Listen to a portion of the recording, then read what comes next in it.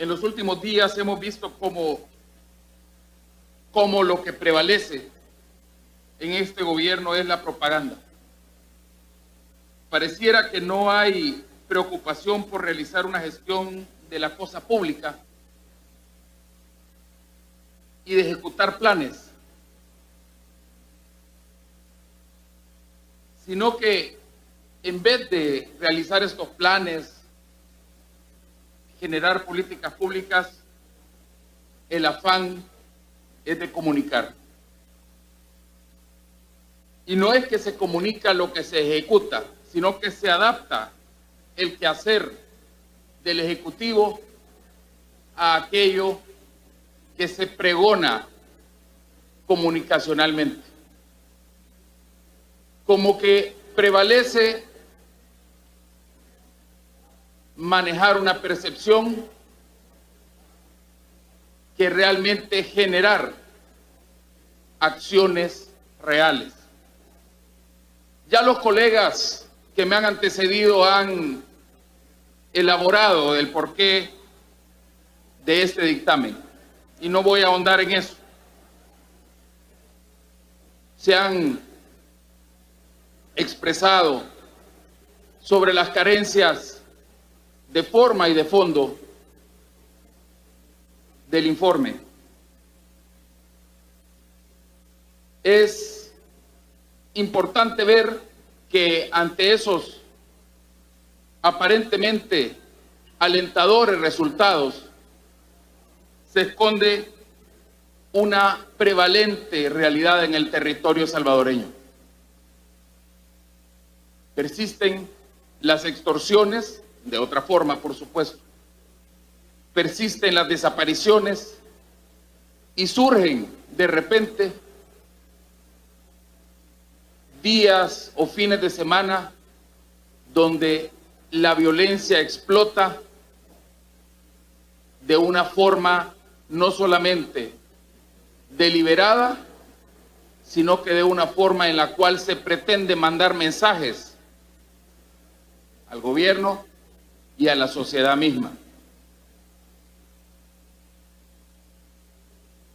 La fuerza potencial de generar esta violencia de alguna forma ha sido contenida.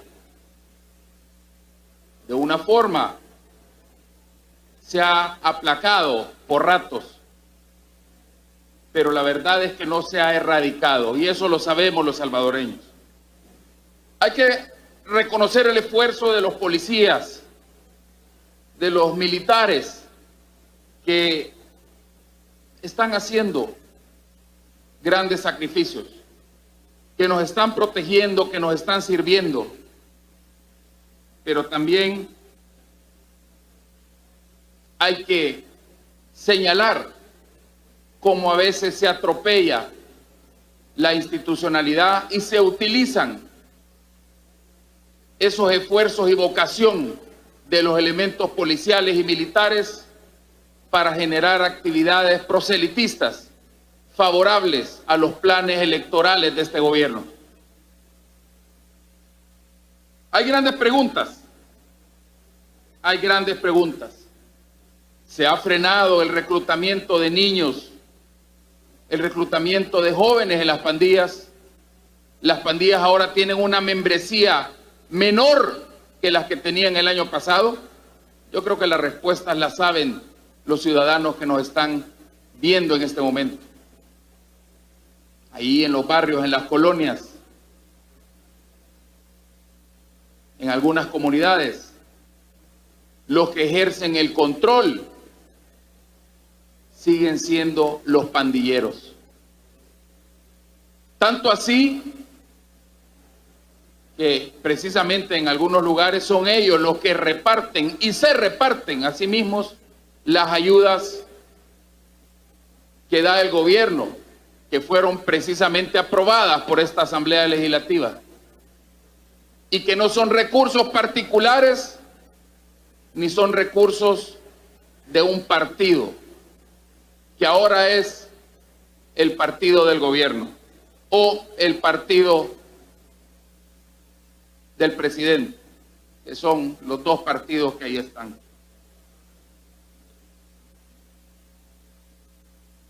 Esas ayudas todos las hemos pagado con nuestros impuestos o las pagaremos con los préstamos que se han realizado.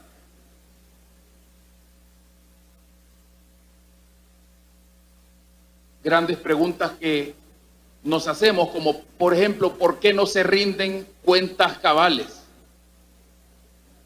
¿Por qué hay tanto afán de seguir insistiendo en que la situación de pandemia es una emergencia, cuando en realidad lo que es una situación de crisis prevalente que hay que enfrentar? Pero ya no es algo que surge de repente, ya sabemos que esto está para quedarse, saber por cuántos meses o incluso años, y que tenemos que convivir con esto.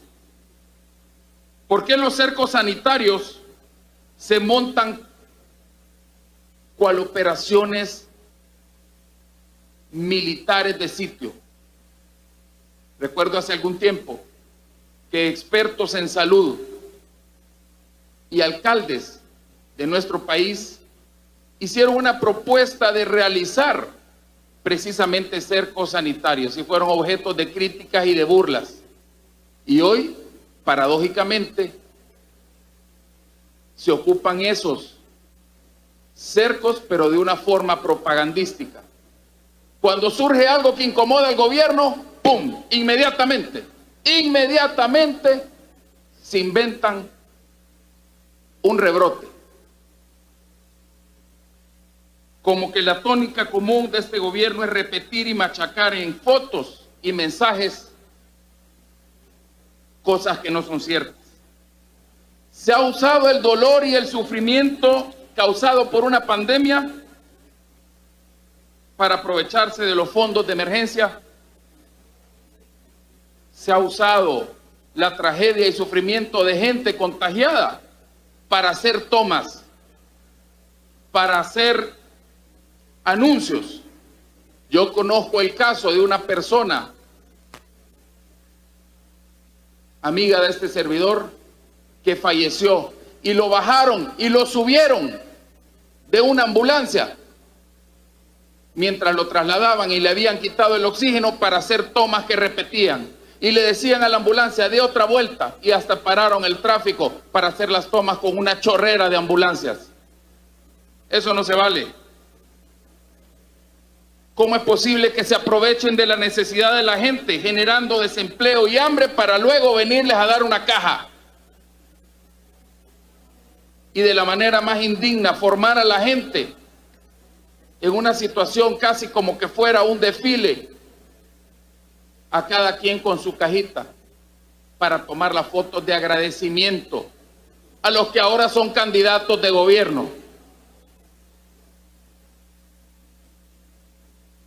Recursos y mecanismos que fueron aprobados en la Asamblea para paliar el impacto han sido usados para promover el culto a la personalidad y la propaganda. Finalmente, ya no voy a hablar de este tema, pero sí quiero decir algo. Y quisiera mencionar solo para finalizar una preocupación que todos tenemos. Y es precisamente que ahora se están promoviendo reformas constitucionales, lo cual en realidad no debería de preocupar. En todos los países del mundo las mismas constituciones proveen mecanismos para que éstas se adapten y se reformen. En particular, El Salvador lo tiene, nuestra constitución. Pero lo malo es que quienes están promoviendo precisamente estas reformas a la Constitución son aquellos que más están irrespetando las leyes y la Constitución misma.